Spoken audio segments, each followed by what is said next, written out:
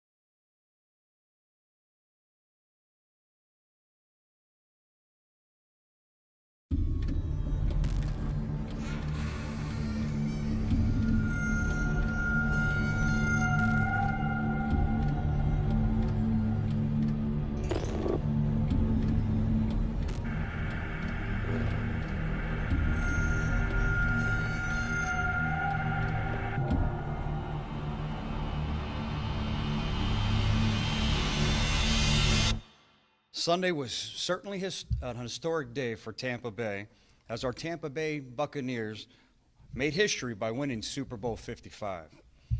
And amid all the excitement and exhilaration leading up to the big day, and our endeavors to make it safe and a secure experience for everyone visiting Tampa, we were also working behind the scenes to zero in on human trafficking and those who sexually exploit others.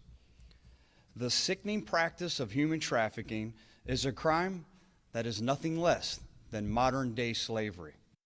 During the 2015 Super Bowl, ASU professor Dominique Rose-Sepowitz studied the impacts of what happens around the crime of human trafficking and the big game. We were able to see an influx in sex ads. We were able to see data that showed more things were happening. But finding data making it the largest human trafficking event, the conclusion of the research is inconclusive. Sex trafficking happens during the Super Bowl, and it is important for us to pay attention to, but we just don't have that answer. My experience as a police officer in the Bay Area in California was that we're just one stop on a nationwide track where this is occurring, and in many different locations within those cities. So you can have people, or really you have traffickers and pimps bringing their victims through major cities and major stops throughout the nation, ours just being one of them. And so when you have major sporting events, of course, this is bringing in a large amount of people, and what does that mean for them? It's business.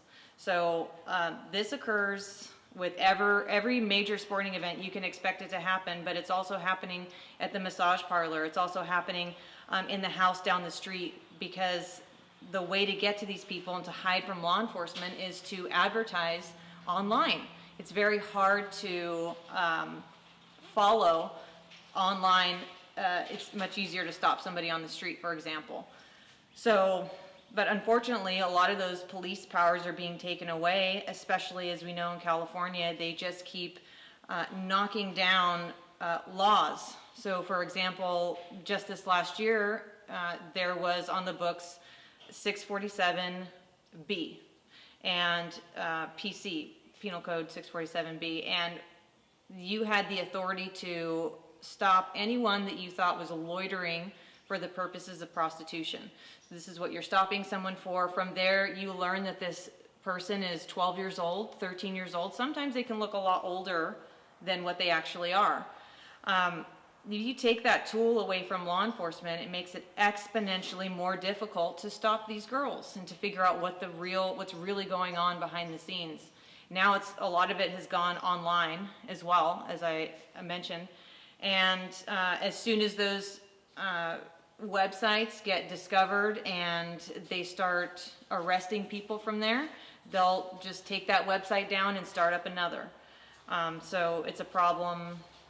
It will continue to be a problem that is not only on the street or in the massage parlor, or this is a problem that has infiltrated our government. And why do I say that?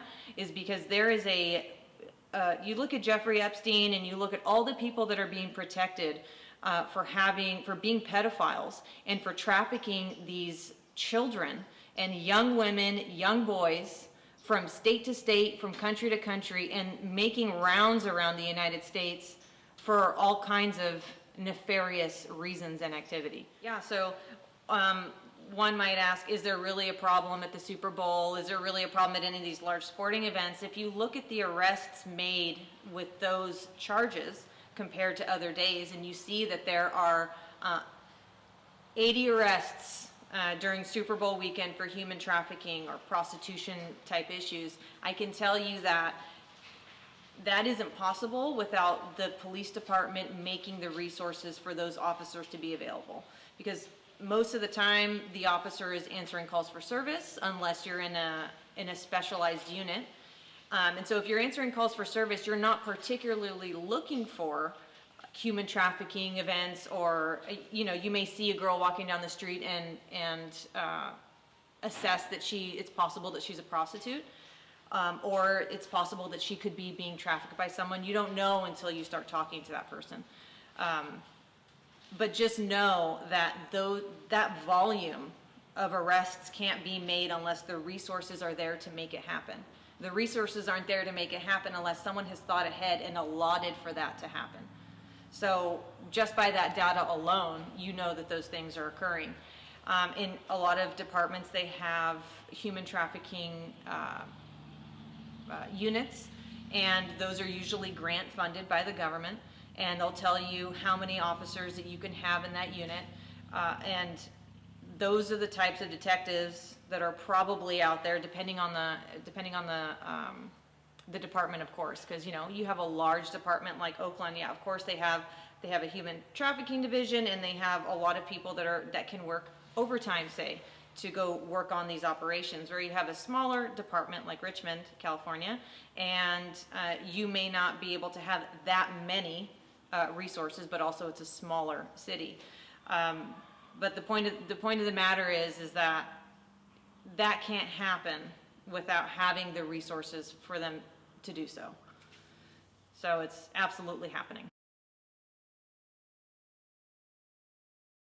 I used to work operations regularly for prostitution, and if I may just say, I just thought it was all the way that the police department I just thought it was all a joke. It's like, I'm trying to do my job, we're all trying to do our job, and the things that they give us, the money or the resources, is just not enough.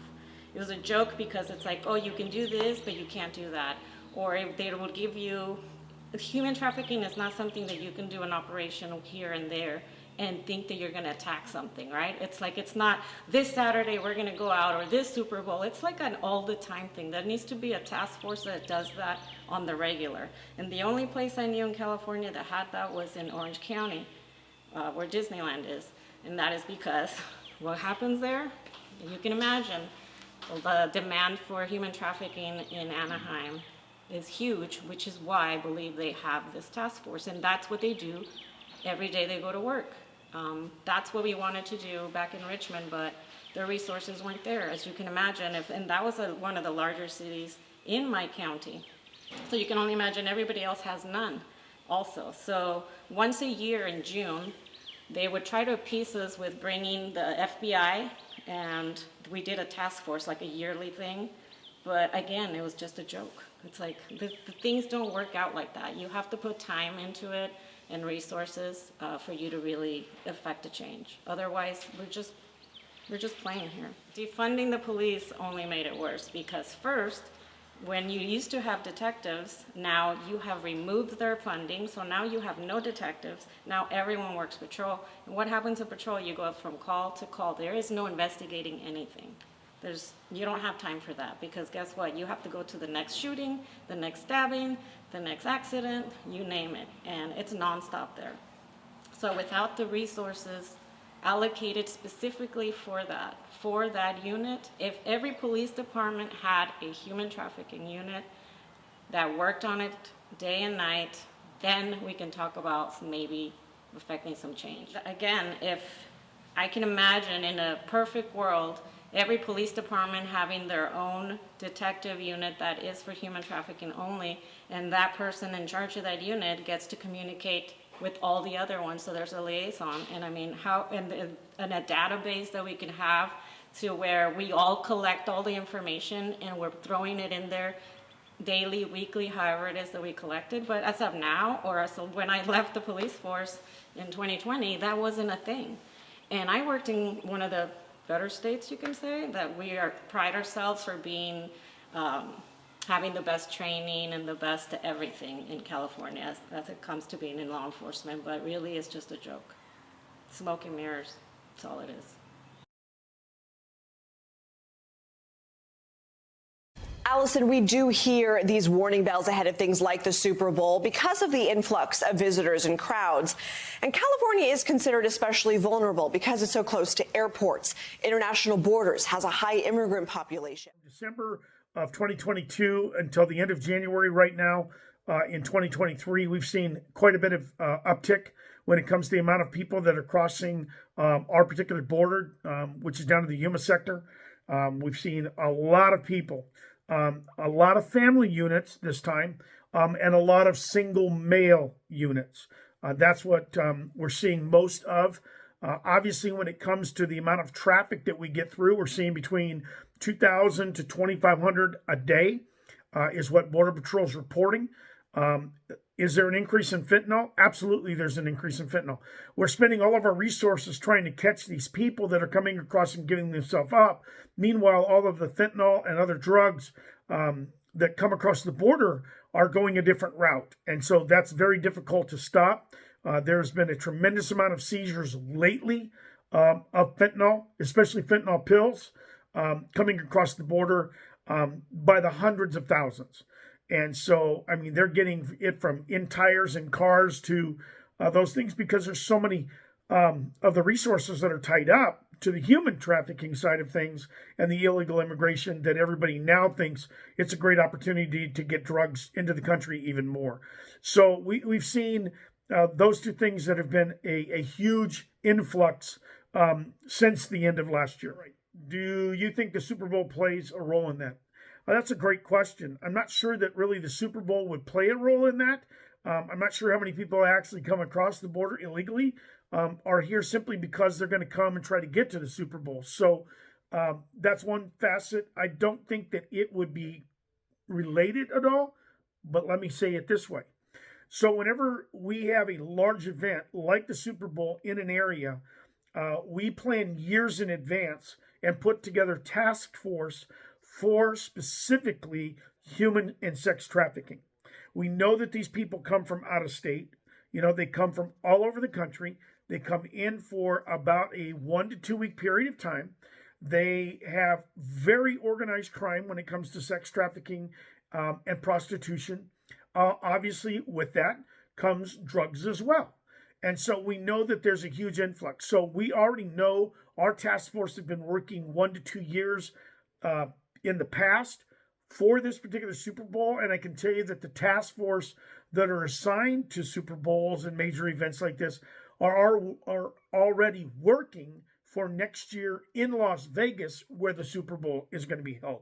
So this is something that we do on a normal basis, and we work with our local and federal partners to put those types of task force together because we know that it happens. Startling statistics, sex trafficking generated $99 billion in illegal profits worldwide. 1/3 of the victims are children, and in the U.S., 83% of people being sex trafficked are U.S. citizens. And there's been this long perception that the Super Bowl is the biggest human trafficking event. There were 494 arrests of traffickers and buyers leading up to the Super Bowl in Los Angeles last year. And you've probably seen anti-human trafficking billboards and other awareness campaigns leading up to this year's Super Bowl in the Valley.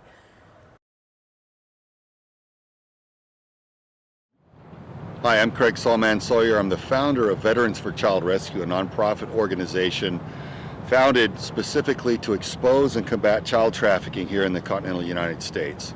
And we're here at Super Bowl 57 in Phoenix, Arizona, to observe those who are seeking children and predators who are seeking sex with minors around this event. So what we're expecting is what we see around so many of these big events where you have a lot of men converging on a city for a big public event.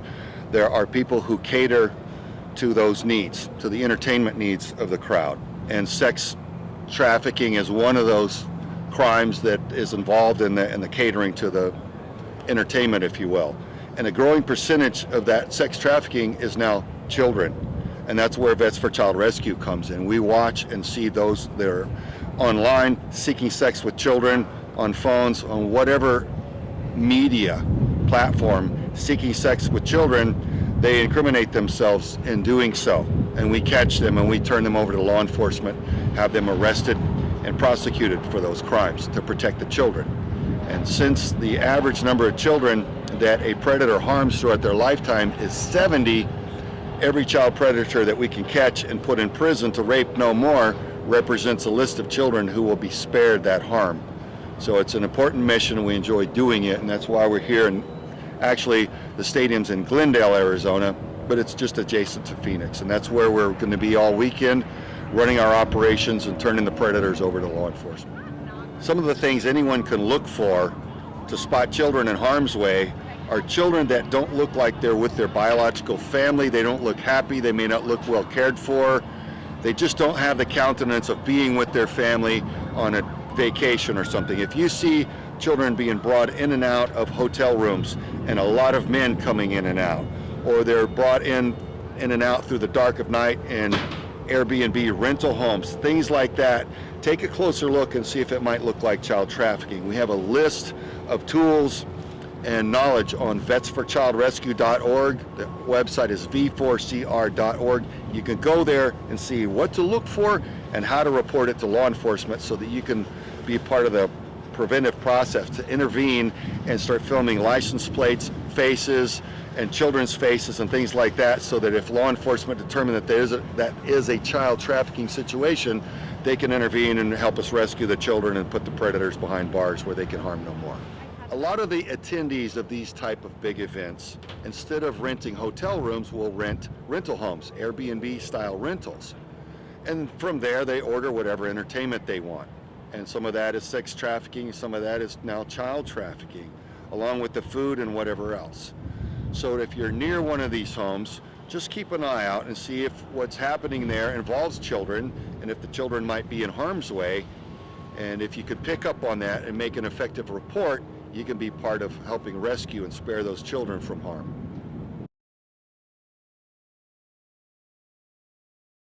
When it comes to the topic of human trafficking, I think that we need more information out there. I think you can never have too much.